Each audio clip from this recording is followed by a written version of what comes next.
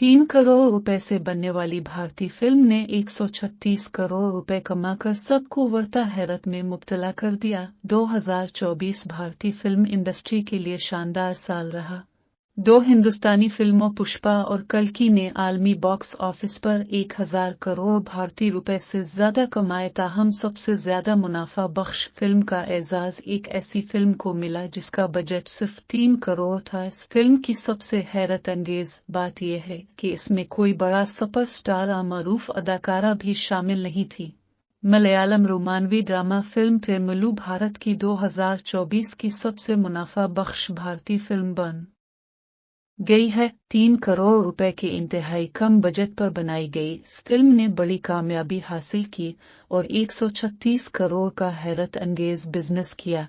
ये फिल्म न सिर्फ 2024 की सबसे कामयाब मलयालम फिल्मों में से एक बन चुकी है, बल्कि भारतीय सिनेमा की तारीख में एक गैर मामूली कामयाबी के तौर पर याद की जाएगी, क्योंकि इस फिल्म ने अपनी लागत से कई गुना ज्यादा कमाई की है। याद रहे कि प्रेमलू की 45 गुना मुनाफा बख्श कारकर्दगी ने बड़ी फिल्मों जैसे 1800 करोड़ कमाने वाली पुष्पा 2 और कल्कि समेत स्त्री 2 को भी पीछे छोड़ दिया है, जिनकी प्रोडक्शन लागत के मुकाबले में मुनाफा की शरह निस्बतन कम रही।